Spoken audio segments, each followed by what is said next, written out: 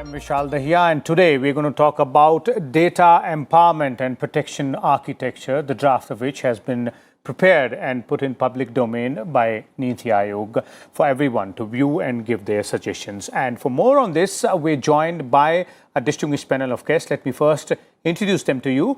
We have with us Ms. Enna Roy. She is Senior Advisor, Niti Aayog, and the head of the team which has prepared this particular draft of DEPA. We also are joined by Pritish Mishra. He's India Legal Counsel with Tala, and he's also worked on DEPA draft.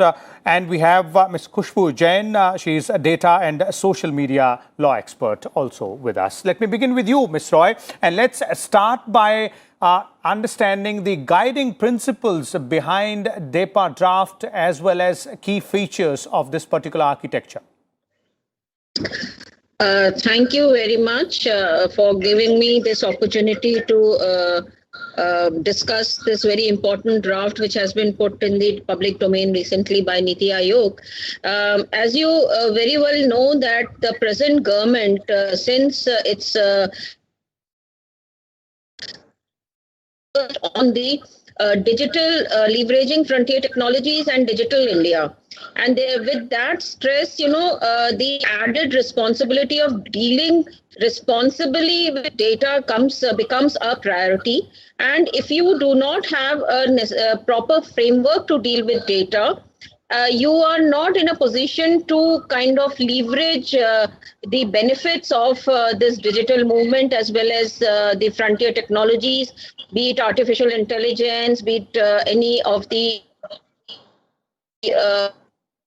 in vogue and which are being actively used to address various barriers that we have found in our development process in the past. Having said that, the government has been very, very conscious that there should not be any data misuse. At the same time, we should be in a position to leverage this very important asset.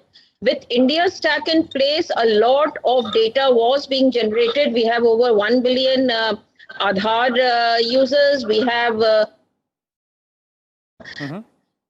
mobile users, and we also have generating a lot of data not only in the financial sector but also in other sectors with various initiatives of the government like Pradhan Mantri Jan Dhan Yojana and various other Yojana. Added information was being generated.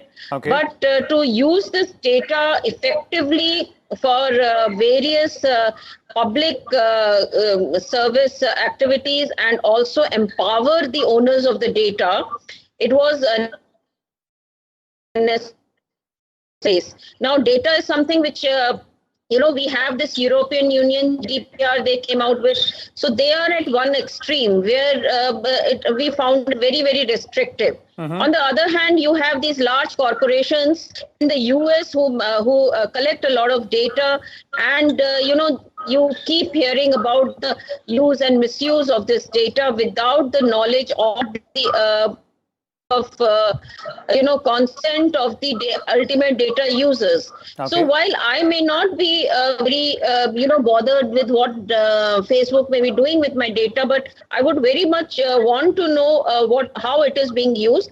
And the kind of consent structures that we have are, in the very fine print of font 8 and 3-page long consent, which nobody really reads.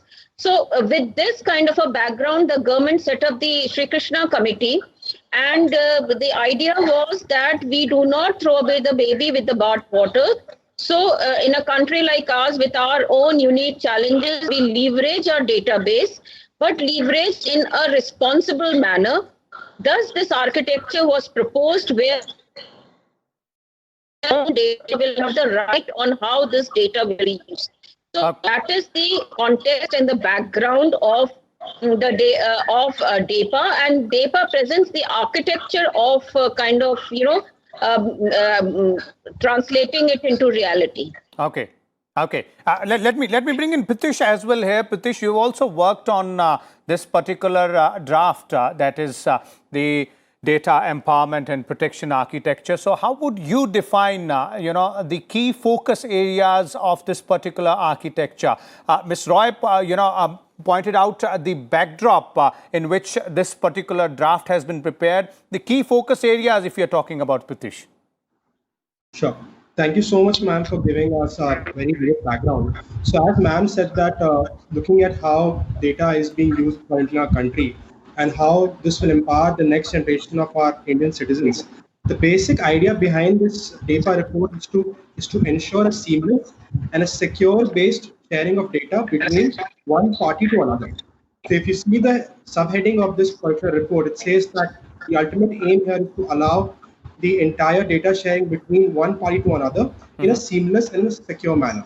Because looking at the current digital ledger and the records which each Indian citizen is creating due to the advent of internet and the penetration of internet connectivity across the different spectrums of India, we can see that the entire with this great level of penetration, each individual is generating a huge amount of digital ledger and record about themselves. Now, it is very important to ensure that the citizens have control over their data and they know how exactly their data is being used, as well as they can use this data to empower themselves. So basically, the idea behind data is to make sure that there is a secure data sharing framework based on a very secure and strong consent-based framework, which is taken care in the data report, as well as we also have to make sure that if there's any sharing of data across different parties, it is done by a certain entity, which is known as a consent manager. Okay. And the entire idea is to ensure that this data can be used by citizens of our country to make their lives better and to empower themselves financially, economically, in any form, in any other form. Okay. And how will this entity consent manager work? Because I believe in this entire architecture, that's a very important, step, having a consent manager out there so that those who own the data, that is individuals, they can also be very sure and be very, very confirmed about what kind of consent they're giving. How would this particular entity work, and where would the responsibility or the accountability of this entity lie? Yes. So basically, the idea of consent manager came in from the idea of an account aggregator, which was introduced by RBI in 2016, and based on the right to privacy judgment by the Supreme Court, which created certain rights for the Indian citizens, such as right to data portability, right to data minimization. That's where the idea of consent manager came in. The whole idea of a consent manager is to ensure the sharing of data in a secure and a seamless manner, and keeping mind of the fact that this particular consent manager is not supposed to store that data in their system. They have to just allow transfer of this data from a financial information provider to a financial information user, just like a traffic system. So it's as simple as that framework which we have, and there's a consent-based framework which the consent manager has over here to work upon, wherein these consent managers will be the trustee of the consent of each individual, wherein they will see how long the particular individual has given the consent for, what set of information this consent has been given for. Is it a daily consent, it's a weekly consent, or it's a lifetime consent, and as well as provides the individual the right to withdraw that particular consent at any point of time. So basically, the idea of consent manager is pretty much live will be live in India in some point of time with the launch of the account aggregator ecosystem. That's where RBI has given in principle approval as well as license to 7 entities to function as a account aggregator, and these account aggregators are basically a trustee of a particular consent to allow sharing of data from one community to another in a secure and a seamless manner. Okay. Let me bring in Khushbu here. Khushbu, if you look at this particular situation right now, wherein data is the king, or data is the most important commodity in today's time. So, what is the present infrastructure when we talk about data protection and the need to, fill some gaps, which are obviously because this is an evolving situation? And if you look at this particular architecture, that is DAPA draft, are those gaps or are those requirements addressed here in this architecture? See, in the absence of data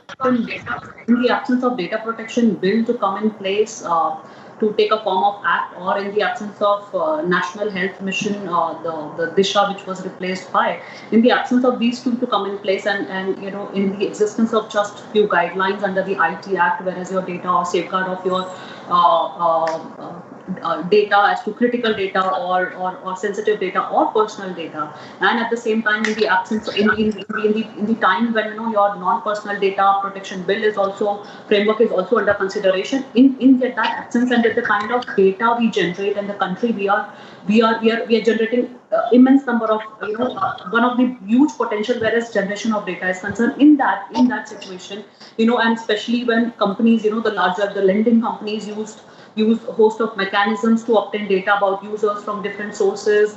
Let's say online lending companies, lot of information they take it, digital data they take it from other financial service providers before, let's say, underwriting loans, or let's say health insurance companies need to obtain hospitalization and diagnostic data about the patients for them to be able to make insurance payments. Or let's say this data is shared by hospitals and labs and often in the digital forms with such companies. So looking at these aspects, the current framework which we are talking about, this is essential that this will bring in the part of as rightly said earlier also by the other two panelists, that this would be a seamless sharing of data, and especially looking at the part where your small entities are concerned, it would have a great benefit to the small entities. It would not be just the larger players playing as a king, but at the same time it would also bring in the consent aspect. It is essential that users provide consent to the service provider or the data provider before sharing any data to any third party, or with the provider who is requesting consent, requesting access to that specific consent. Okay. So looking at that aspect, and at the same time looking at privacy aspect, safeguard mechanism, the amount of time it will be there, for what purpose it will be shared, looking at all these aspects, and at the same time creating a part where there would be a data sharing transactions should be noted at the same time. There should be proper audit trail, or they should be in state of an auditable situation. Transactions should be traceable. So looking at all of these things and this process to be very efficient and easy and seamless, looking at that, this framework was much needed and will provide will boost, whereas our economy, and at the same time small players, and at the same time users are concerned. Also, I would say that this will develop a very novel consented data sharing architecture, which is much needed to accomplish goals and finding. And if you look at today's finding till now, has been that the current day application or whatever is the state we are into, consent is handled very loosely, and often it's very insecure type of consent. And as rightly said by the other panelists, that the kind of the way they give, I think it's difficult for lawyers also to understand. We would be like just agree. So looking at that aspect, yes, I would say that it's much needed framework, whereas seamless working is concerned at present.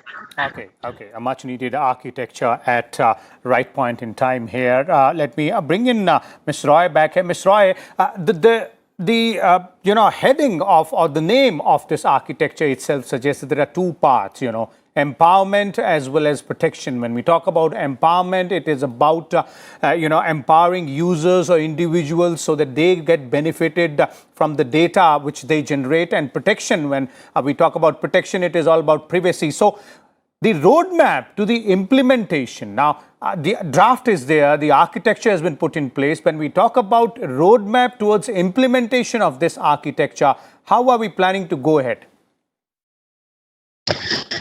So as Pritish said, we already had a sandbox kind of experiment by RBI for the financial sector, where account aggregators were announced. Now, when you talk about empowerment, I think when we talk about the architecture and for the audience of your program, it is very important to empowerment.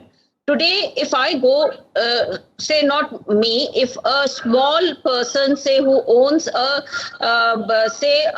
even a hawker or somebody who may be doing a lot of business, but when he goes to a bank to get a loan, he's supposed to provide a collateral.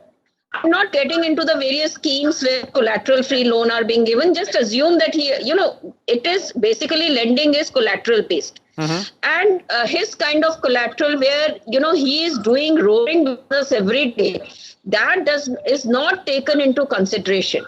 And he may be creating a whole lot of other digital data, say his phone records, his other kind of data which gets created.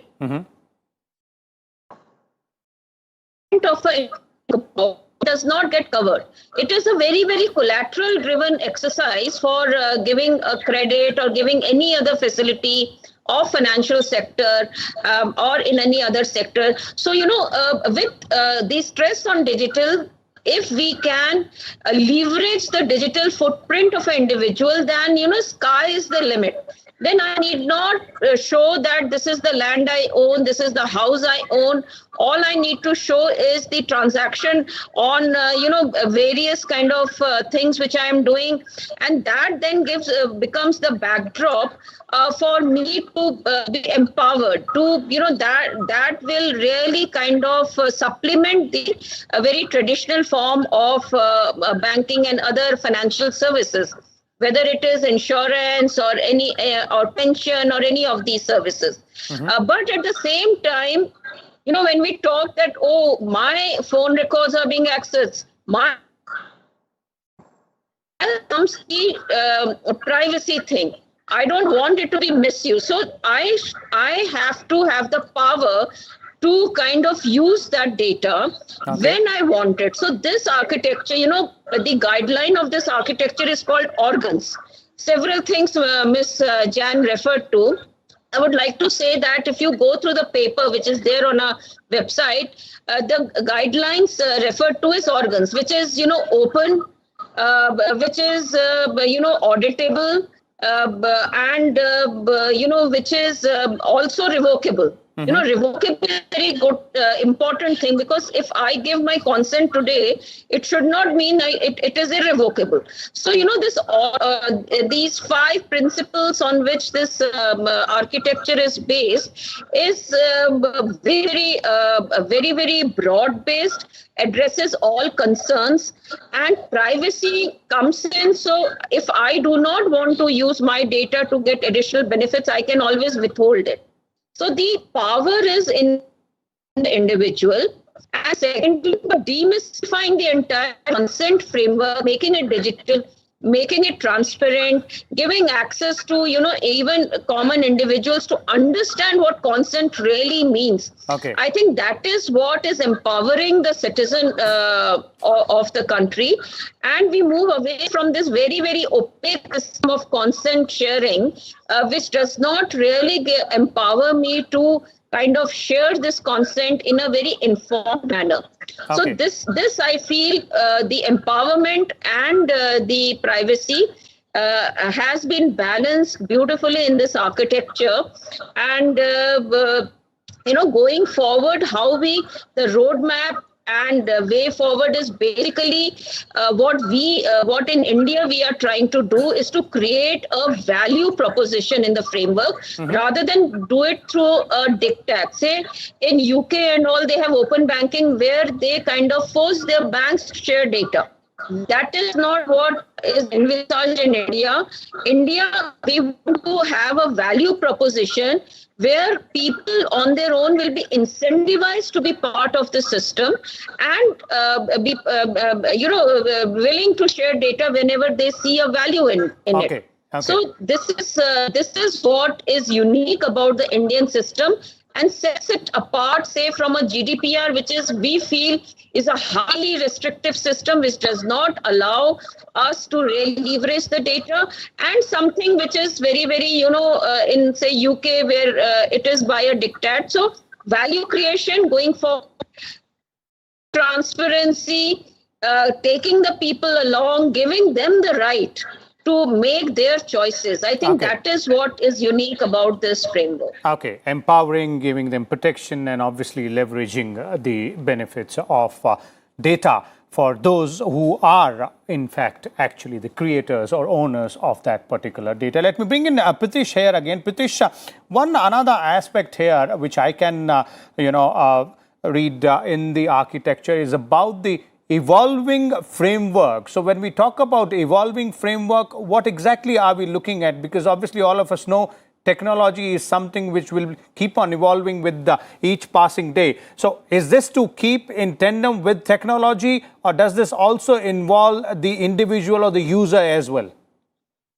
Yes. So the idea behind keeping the guiding principles of this data as evolving is to make sure that since this is something which is being tried out in the financial sector primarily, we will be moving this towards the health sector as well as to the telecom sector later on. And there'll be a lot of viewpoints and a lot of principles we may look at, and we think a lot of value addition this framework can get in from that point of time. A lot of government sector departments would be working as a financial information providers and will be making their APIs public for the first time. So yes, in terms of what we currently have, the guiding principle is based on the aspect of data protection, data minimization, and data security. But seeing how this pans out in the coming times in terms of its launch and seeing it across its effect across different sectors, we've tried to keep the guiding principles and the evolving nature of this data framework as evolving as of now. Okay. Khushbu, concluding comments from you in terms of the way both Ms. Roy and Pritish have pointed out the overall guiding principles and the features here as well. What is required? You said, yes, obviously, this is the right time to go in for such form of architecture. But as Pritish is also saying, it has to be evolving in nature. Ultimately, we will have to keep on making changes in such architectures because this is a dynamic sort of sector and situation here. I completely agree with this point that yes, it is evolving and it cannot have much. It has to be driven very fast. It has to evolve in very short span of time. Continuously, we have to update that part. But I would say at the same time, with the kind of features this framework has, especially bringing in the aspect of pre-informed, specific, clear, and revocable consent. That's something which is I think right from K. Puttaswamy, where we started talking about right to privacy as your fundamental right. Since then, we have been discussing about the part that I need to have a specific consent, and it has to be clear, it has to be revocable. I should have a right to be forgotten is what we talk about. I can revoke, I can have access, I should have ownership over my data, basically, to sum up with. And that's very beautifully been covered, whereas this framework is concerned and much needed. I think it was yesterday's need, but yes, much needed and very nicely covered in that manner. And especially looking at the time when there's a rise of tech giants, especially tech giants which we talk about are either US tech giants, and the others which we are looking into is either Russian maximum generation of data. So looking at that, and generation of this tech giant usually have a monopoly in maximum number of maximum generation of data. So looking at that, and the rise of this tech giant is usually on they thrive on the users generated data and has created monopolies, and they have become data barons is what I would say. So looking at that, the kind of every moment this big data is being created, and they have deployed huge compute and complex architectures, which is beyond any of beyond a user's reach or my reach or any innovator or a new entrant. So another aspect is anybody who's a new entrant to collect or having access to the data, the small entrepreneurs we are talking about, or access to this data to process or drive a value from it, or any other purpose. Looking at that, yes, this is a very good environment which is shaping up in which businesses operate to create huge entry barriers, utilizing their to their advantage. And at the same time, I'll just conclude to a part that yes, implementation is where one has to look into it, practical aspect about it, but this effort to regulate this space stirs up various questions which will determine the answers to business, to economy, to citizens' right, to your national security also at the same time. and individuals' privacy right. And this approach will lead to a greater digital transparency and also removal of entry of small players, improve choice, improve efficiency, and a level playing field for all. Okay. Over to you. Okay, definitely. There it is. Thank you so